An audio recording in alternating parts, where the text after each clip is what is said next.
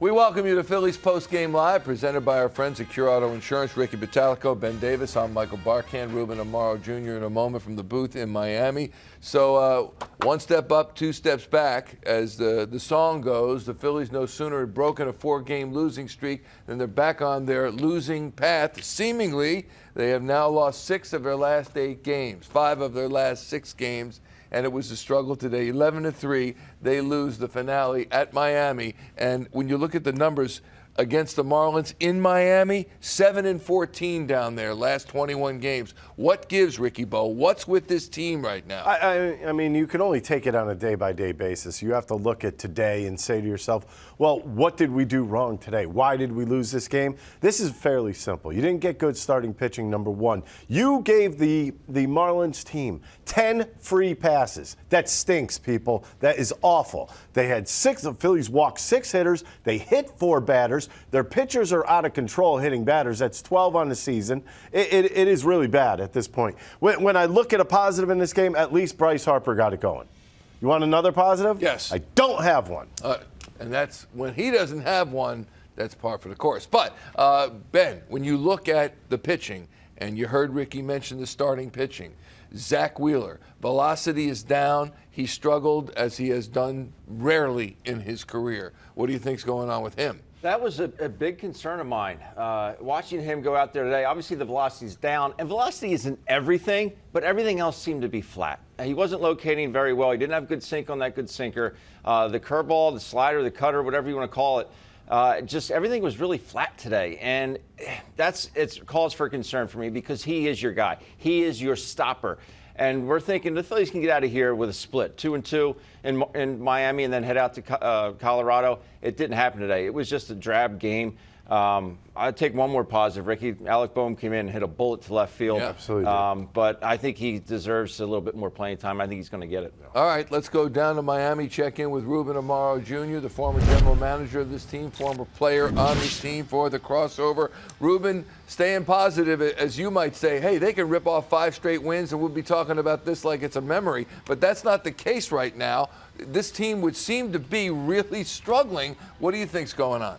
I got one more positive. Sure. A couple of base hits by Kyle Schwarber and a big home run, which was a good sign. But this was a clunker. I mean, there's no way, no other way to talk about it other than the fact that I have a little bit of concern about the fact that Mr. Wheeler was really flat, as Ben said. I mean, he just didn't. The ball wasn't coming out of his hand, and then he was searching for a breaking ball that would work. Started spinning some of those curve balls in there and had some effectiveness with that. But unfortunately, I think that the fact that he started late in spring training, he's still building innings, he's still building arm strength. You know, Ben, and Ricky, the power pitchers, they take some time to get going, and the life on their arms takes a little time, and he just didn't really have a whole lot of time to get to the point where he's building up those innings and that arm strength to be ready for, to pitch at his accustomed level here at the major league level.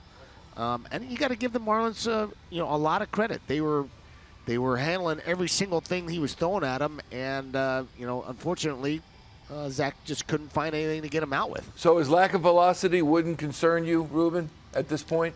I think a little bit, but I think more than anything else, I think it's just him not being built up. And pitchers go through dead arm periods even in spring training, which he had really didn't have a chance to go through because he didn't have enough reps.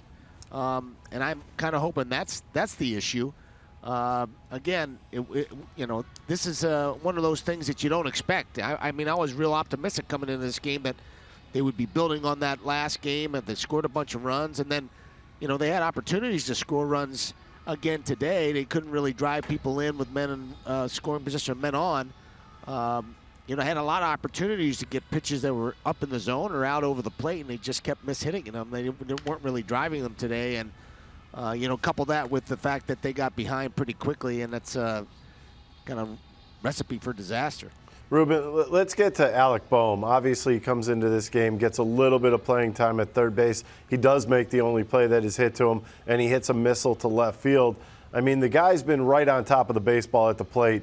What do you do with him? What do you do with a guy like Bryson Stott, too, at this point? Yeah, I think it's a it's a nice problem to have. I mean, Bryson been struggling. Obviously, he hadn't been. He's I think 0 for his last 8 or 10. But the fact that Alec Boehm's swinging the bat the way he's swinging, I got to believe that he's going to be in there tomorrow.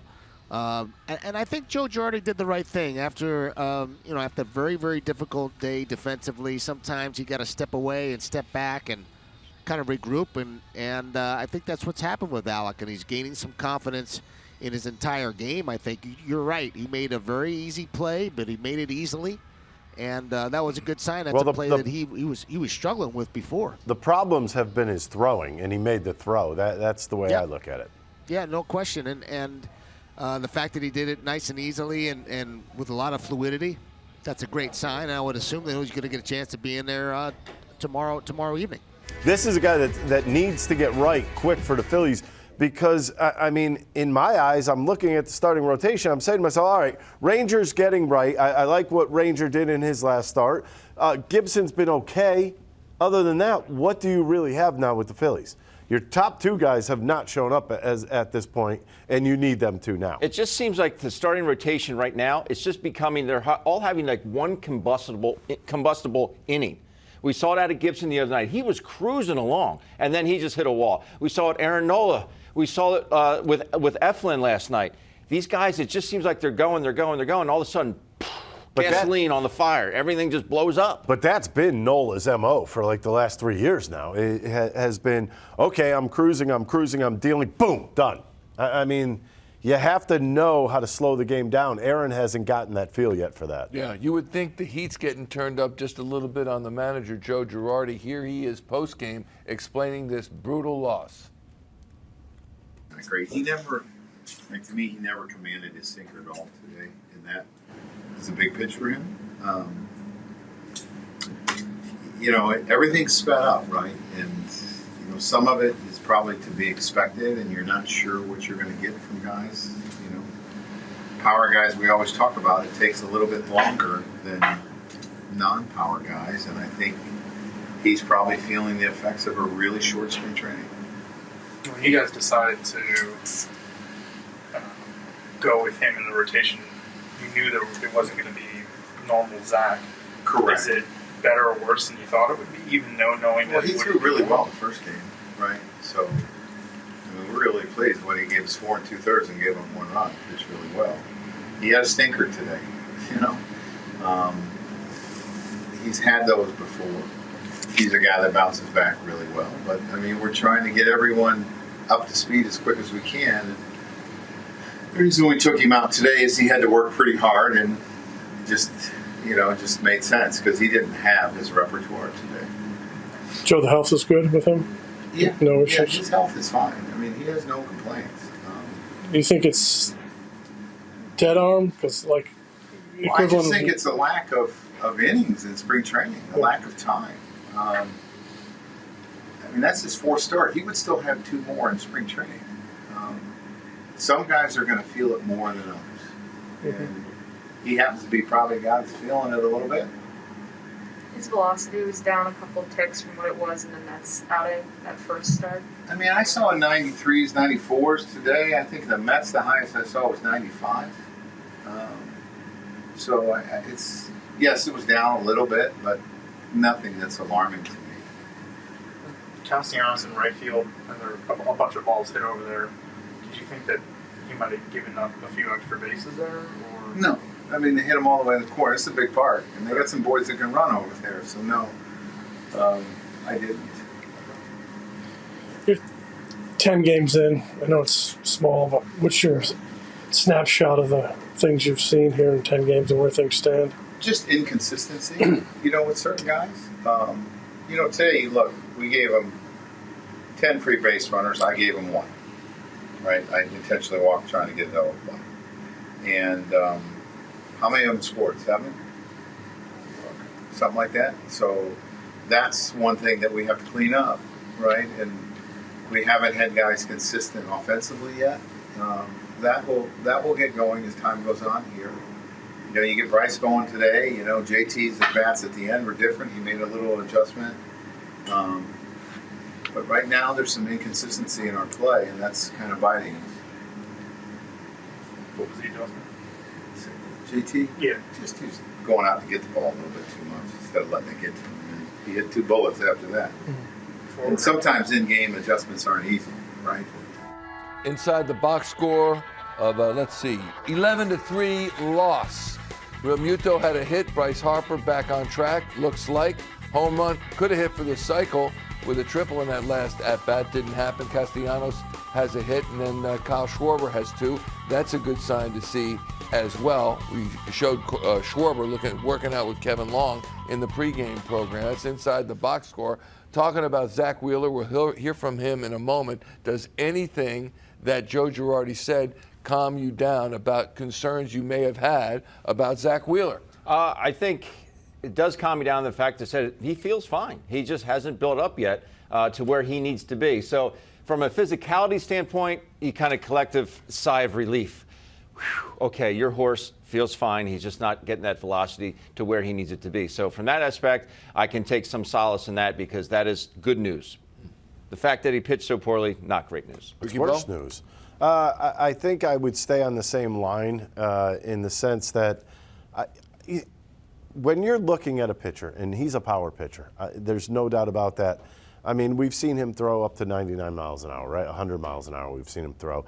And all of a sudden he's down in the low 90s. It's still concerning to me. Even when Joe Girardi says he hasn't had the time, he hasn't had the get innings. the time, but, I mean, they do have all off-season to throw. So what happened there? Did he forget to throw? Did he not have a program? I highly doubt that. And there was a shoulder issue that was nagging that caused him delay getting into the program. Thank you. That's my issue. Because he wasn't throwing 93, 94 last game.